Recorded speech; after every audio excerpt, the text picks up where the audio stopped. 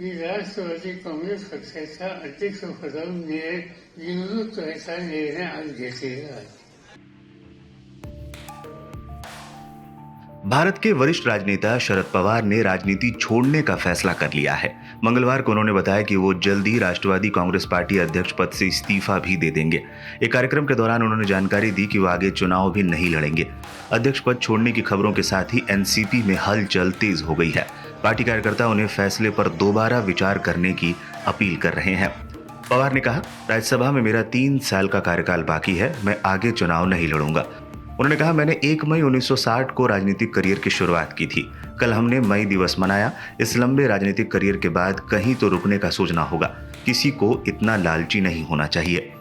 पवार ने कहा कि पार्टी की जिम्मेदारी किसे दी जाएगी ये तय करने के लिए समिति गठित होगी. उन्होंने बताया, समिति में प्रफुल्ल पटेल, सुनील तत्कारे, पीसी चाको, नरहरी झिरवाल, अजीत पवार, सुप्रिया सुले, जयंत पाटिल, छगन भुजबल, दिलीप वलसे पाटिल, अनिल देशमुख, राजेश टोपे, जितेंद्र अहवाड़, हसन मुशरिफ, धनंजय मुंडे, जयदेव गायकवाड़ समेत विभागों के प्रमुख शामिल होंगे.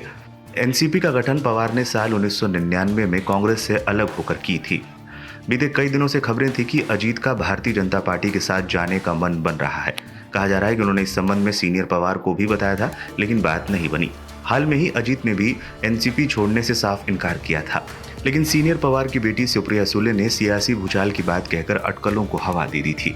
खास बात है कि विपक्षी दलों से पवार की कुछ समय से राय अलग जा रही थी. हालांकि वो लगातार विपक्षी एकता की बात भी कह रहे थे.